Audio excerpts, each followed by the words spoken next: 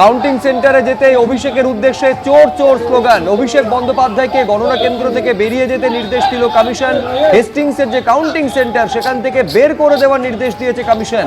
মূল যেটা বক্তব্য কমিশনের, যে প্রার্থী নন তাও কিভাবে কাউন্টিং সেন্টারে অভিষেক বন্দ্যোপাধ্যায়, অবিলম্বে অভিষেক বন্দ্যোপাধ্যায়কে বের করতে নির্দেশ দিয়েছে কমিশন।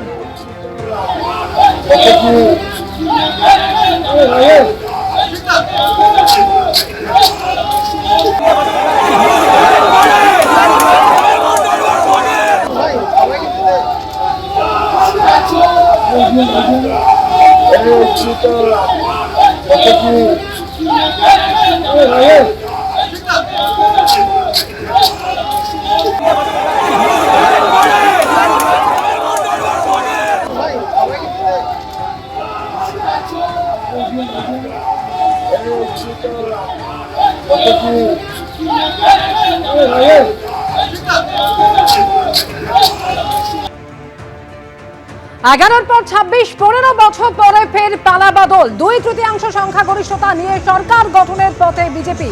বিকেল ৫টা বেজে গিয়েছে, ইতিমধ্যেই বেশ কয়েক রাউন্ডের গণনা শেষ হয়ে গিয়েছে। নিঃশব্দে পরিবর্তনের পক্ষে রায় দিলেন পশ্চিমবঙ্গের মানুষ। বিজেপির কাছে পরাজিত হলেন তৃণমূলের একের পর এক হেভিওয়েট মন্ত্রীরা। আর কিছুক্ষণ আগে যে খবর আপনাদের জানাচ্ছিলাম, যে কাউন্টিং সেন্টারে যেতেই অভিষেক বন্দ্যোপাধ্যায়ের উদ্দেশ্যে চোর চোর স্লোগান উঠল। গণনা কেন্দ্র থেকে অভিষেক বন্দ্যোপাধ্যায়কে বেরিয়ে যাওয়ার নির্দেশ দিল নির্বাচন কমিশন।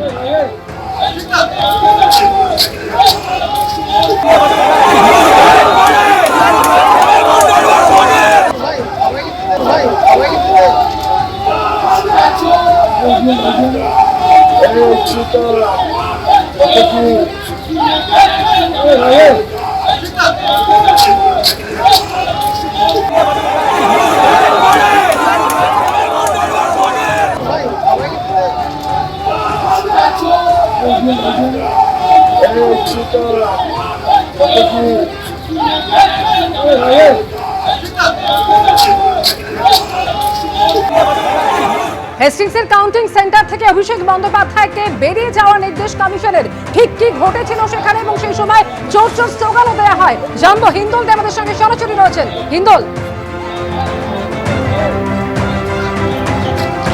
এখনই তোমাকে বলে রাখি যে একটা চিত্র দেখা গেল, যে ছবিতে ধরা পড়েছে, যে অভিষেক বন্দ্যোপাধ্যায় তিনি কিন্তু হেস্টিংসের যে কাউন্টিং সেন্টার সেখানে এসে প্রবেশ করেছিলেন। সেখানে সাতগাছিয়া এবং যাদবপুর কেন্দ্রের গণনা চলছিল এবং সেই গণনা চলাকালীন তিনি আচমকাই কিন্তু সেই হেস্টিংসের গণনা কেন্দ্রের ভেতরে প্রবেশ করেন এবং তখনই কিন্তু তিনি যেহেতু কোনো প্রার্থী নন, তাহলে তিনি কিভাবে ভেতরে প্রবেশ করলেন, এই নিয়ে কিন্তু বিজেপির তরফ থেকে অভিযোগ জানানো হয় এবং পরবর্তী ক্ষেত্রে একটা উত্তেজনার পরিস্থিতি তৈরি হয় এবং সেই প্রেক্ষাপটেই যেটা দেখা যায় যে বিজেপি কর্মী সমর্থকেরা যারা সেখানে উপস্থিত ছিলেন, যারা কাউন্টিং এজেন্ট ছিলেন, তাদের মধ্যে থেকে কিন্তু চোর চোর স্লোগান তোলা হয় এবং চোর চোর স্লোগান তোলার পর তিনি কিন্তু সেখান থেকে বেরিয়ে যান এবং এই ঘটনাকে কেন্দ্র করে রীতিমতো একটা উত্তেজনা তৈরি হয়। যদিও সঙ্গে সঙ্গে সেখানে কেন্দ্রীয় বাহিনী এবং কলকাতা পুলিশ তারাও কিন্তু মধ্যস্থতা করেন এবং তার পরবর্তী ক্ষেত্রে অভিষেক বন্দ্যোপাধ্যায়কে যেটা দেখা যায়, খানিকক্ষণ সাংবাদিকদের মুখোমুখি হওয়ার পর তিনি কিন্তু এখান থেকে সোজা চলে যান এবং এই যে পরিস্থিতি, এই পরিস্থিতিতে বিজেপির তরফ থেকে অভিযোগ করা হয়েছে যে যেহেতু তিনি এখানকার কোনো রকম কোনো প্রার্থী নন, তাহলে তিনি কেন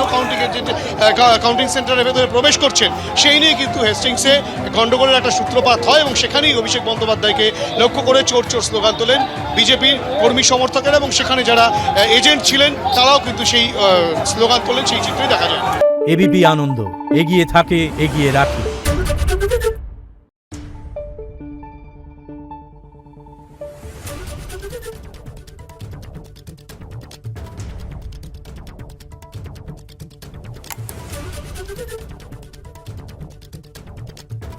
Thank you.